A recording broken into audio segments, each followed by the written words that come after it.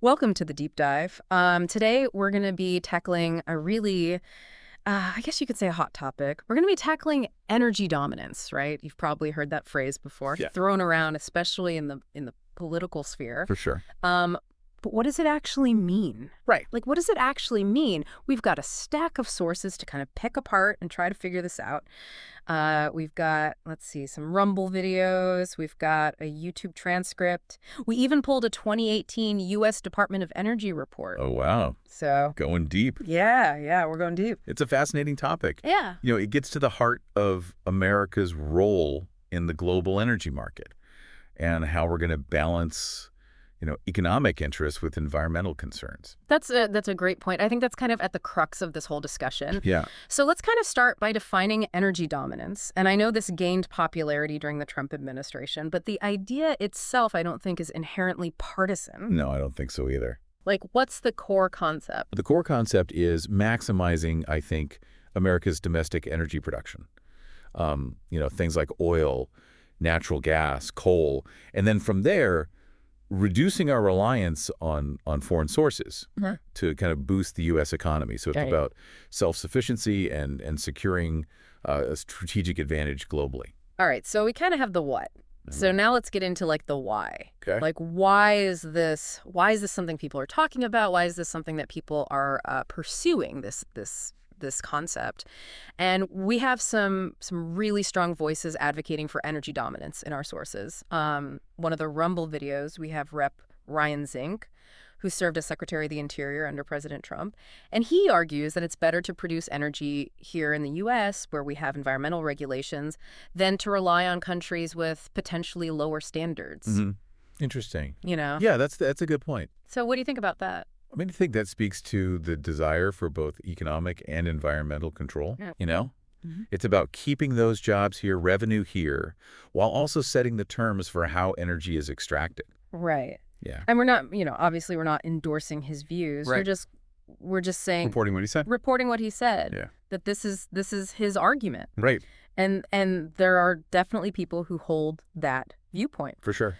So, and then kind of echoing this idea of economic strength, Senator Tim Sheehy, who in another Rumble video, he really emphasizes that energy dominance is crucial for America's security and prosperity in the 21st century. He sees it as essential for maintaining our global standing. What do you think about that argument? It's very compelling, especially when you think about the geopolitical implications. Yeah. Energy independence, it gives a nation more leverage on the world stage. Uh-huh. But then it also raises some questions about, how that dominance might be perceived by other countries. Right. And whether it fosters, cooperation or competition. So it's kind of double-edged sword. Right. Right. And then, we also can't forget about Speaker Kevin McCarthy. Oh, yeah. Celebrating. We have this clip of him celebrating the passage of legislation that's aimed at restoring American energy dominance and lowering energy prices for Americans. Oh, wow. And that suggests there's a pretty clear political drive to actually make this concept a reality. Yeah, definitely. It's not just, theoretical. They're putting legislation behind it. Right. It's interesting, though, because I think it's important to note that a lot of this push for energy dominance focuses on those traditional energy sources, like oil, gas, and coal. Right. And that kind of leads us to some of the counter arguments Yeah. and concerns. And concerns, yeah. It's not all smooth sailing, is it? So, We also have these these SWOT and PESTLE analyses, which are basically just frameworks for assessing strengths, weaknesses, opportunities, and threats of a particular strategy. Right. So they're used in business a lot. right, yeah. And in this case, they're highlighting some potential downsides to aggressively pursuing energy dominance. Like what? I mean, one of the biggest concerns is environmental impact, right? Yeah. If you increase production of fossil fuels, that inevitably leads to higher greenhouse gas emissions. For sure. Which, contributes to climate change. Yeah. And that's a global issue. Right. But then there's also, localized effects too, Yeah. like habitat destruction, water pollution. These things are all, they're real concerns. Yeah, absolutely. It's not just a global, like you said, it's a local issue as well. Yeah. And I think a lot of people kind of forget about that. They think climate change, but there's real impacts on the ground. Right. And then, and it's not even just just the environment, the SWOT and PESTEL analyses also point to some potential economic risks, things like market Yeah. volatility, Right. resource depletion, right? If we use all the oil, there's no more oil. Right.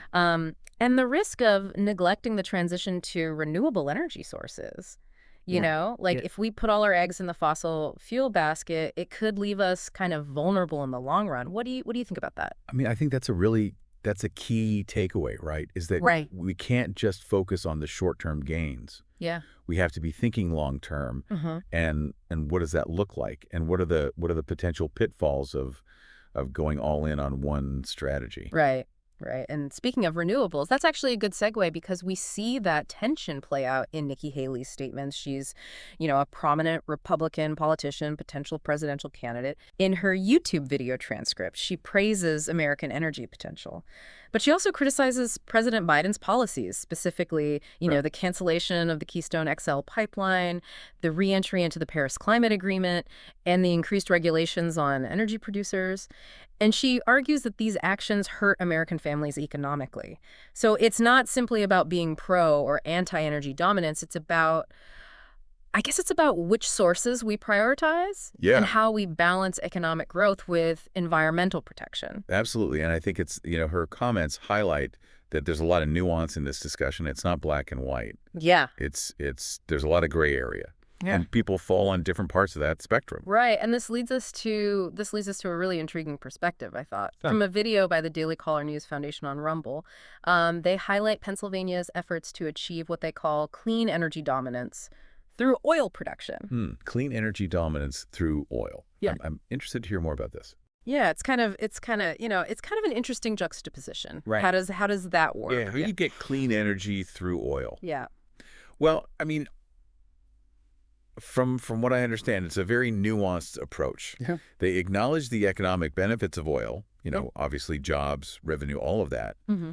But they really emphasize responsible extraction methods and investments in technology to try to minimize that environmental impact. Okay.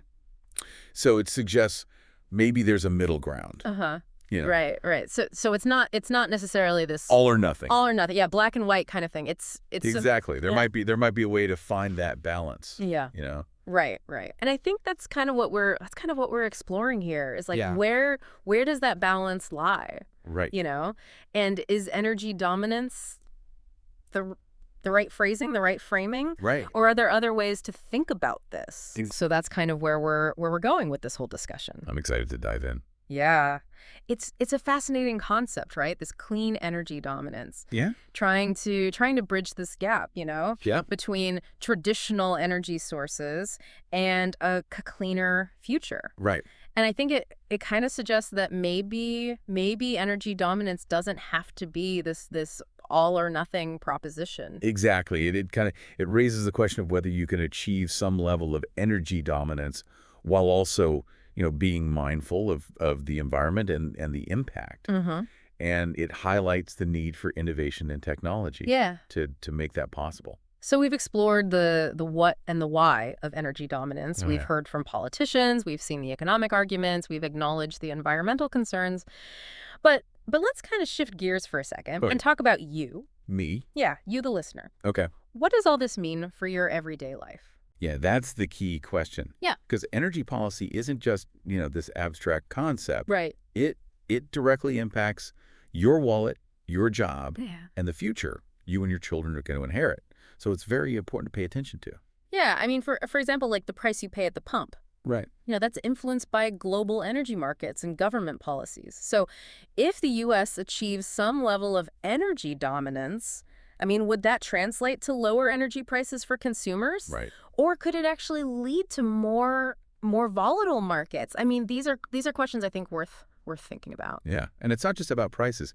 Think about job creation. Uh-huh. I mean, the energy sector employs millions of Americans, Right. from oil rig workers to solar panel installers, the whole spectrum. So as we transition to a more diversified energy portfolio, I mean, what will that mean for the job market Yeah. in your community? Yeah. These are real questions. Yeah, it's a reminder that energy policy has real-world consequences. Absolutely, both positive and negative that we all need to be aware of. And then beyond just, those economic impacts, you have geopolitical impacts. Hmm. If the U.S. becomes less reliant on foreign energy, does that strengthen our position on the world stage? Yeah. Or could it lead to more tension, more conflict? Right. Right. And how does this all tie into like the global effort to address climate change, right? Right. Like, can the U.S. be a leader in both energy production and environmental stewardship? Like, are those things mutually exclusive? Those are tough questions Yeah. with no easy answers. But I think by understanding the complexities of energy dominance, at least you're better equipped Right. to engage in those crucial conversations and make more informed choices. Yeah, yeah, for sure. Speaking of choices, earlier we talked about this potential for clean energy dominance, where the U.S. leads the world in renewable energy technologies. That sounds incredibly ambitious. I mean, is that even realistic? Yeah, it's a bold vision. Yeah. But I think it's important to remember that the energy landscape is constantly evolving. Uh-huh. Just a few decades ago, the idea of the U.S. being, a major oil and gas producer seemed far-fetched. Right. But then thanks to advancements in technology like fracking, Uh-huh.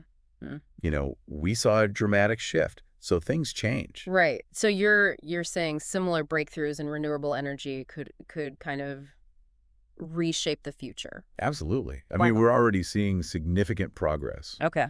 in solar, wind, geothermal, and even advanced nuclear technologies. Mm-hmm. So if the U.S. really invests heavily in research and development, streamlines regulations, and creates incentives for clean energy adoption, it's definitely possible that we can become a dominant force in this sector. But wouldn't that require like a major shift in our current energy policies? Yeah, it would. It would. Yeah. And it would also require, a level of political will and public support that we haven't really seen consistently.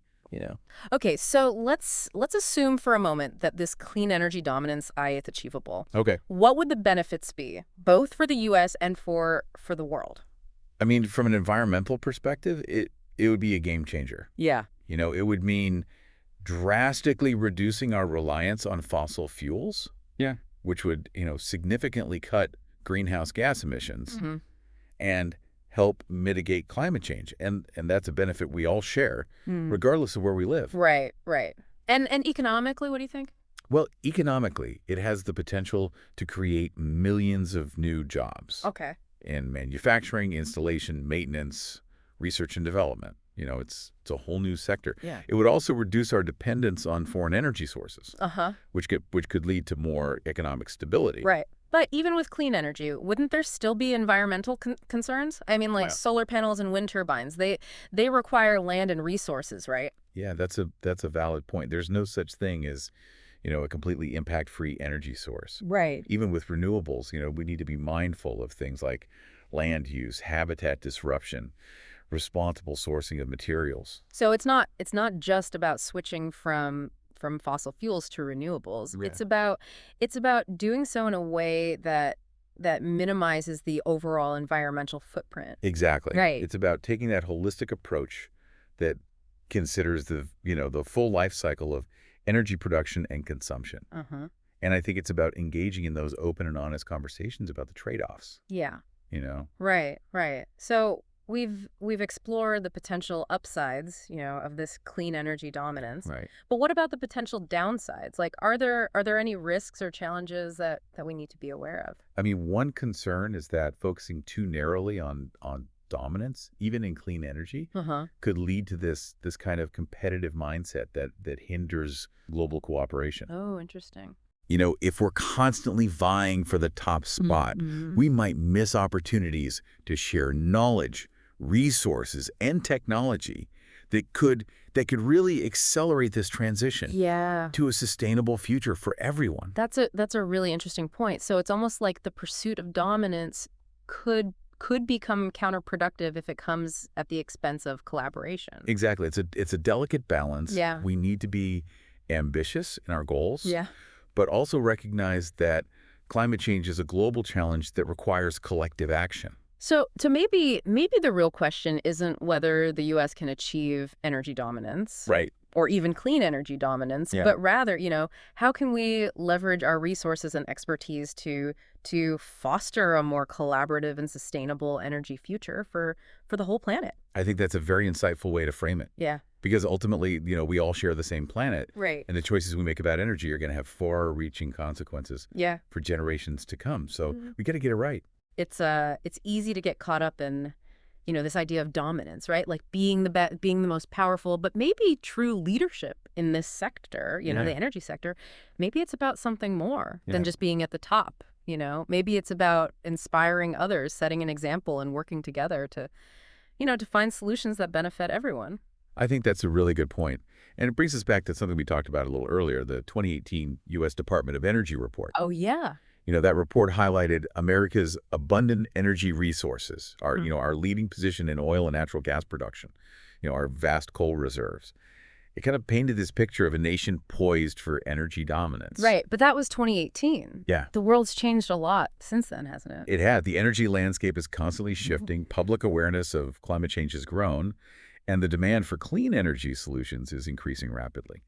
So the question now is, can the U.S. leverage its resources, its infrastructure, its innovative spirit to become a leader in this clean energy revolution? So instead of energy dominance, maybe we should be talking about clean energy leadership. I like that it's more nuanced and, frankly, a more inspiring goal. Yeah. Imagine the U.S., at the forefront of developing and deploying these cutting-edge renewable energy technologies, sharing its expertise with other nations and helping to create a cleaner, more sustainable world. Yeah, it's a vision that really captures the imagination, but let's be realistic for a second. Sure. Even with the best intentions, there are bound to be challenges and potential downsides to consider.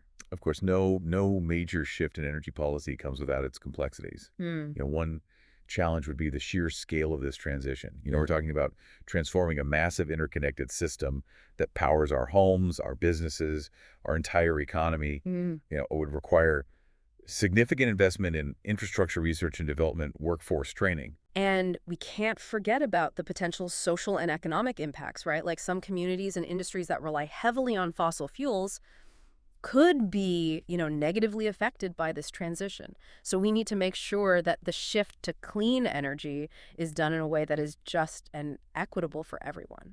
Absolutely. And there are environmental considerations as well. Even renewable energy sources have an environmental footprint. So we need to be mindful of land use, resource extraction, potential impacts on wildlife habitats. Oh, yeah. It's about finding that balance, Right. minimizing the negative impacts while maximizing the benefits. So it's not just about, flipping a switch and going 100% renewable overnight. Right. It's a process. It requires careful planning, thoughtful consideration, and a commitment to continuous improvement. Exactly. And it's a process that requires collaboration, not just within the U.S., but on a global scale. Yeah. No single country can solve this problem alone. Right. We need to share knowledge resources and best practices to accelerate this transition to a sustainable energy future for everyone. Mm. Well, we've covered a lot of ground today, haven't we? We started by unpacking the concept of energy dominance, explored the arguments for and against it, and then, delved into the possibility of a clean energy leadership role for the U.S. I have to say it's been a really thought-provoking conversation. It has, and I think it highlights the fact that, energy policy, it's not just about technical details or economic projections. It's Yeah. ultimately about values, choices, and the kind of future we want to create. Exactly, and it's a future that we all have a stake in. So, as we wrap up this deep dive, we encourage you, the listener, to stay informed, stay engaged, and keep asking those critical questions. What role do you want the U.S. to play in the global energy landscape? What kind of energy future do you envision for yourself and your community? Yeah, your voice matters, engage in conversations, support policies that align with your values, and, make conscious choices in your own life to reduce your energy footprint and promote a more sustainable world. Thank you for joining us on this deep dive into the complex and ever-evolving world of energy. We hope it's given you some new insights and inspired you to think critically about the choices we face. Until next time, keep exploring, keep questioning, and keep diving deep.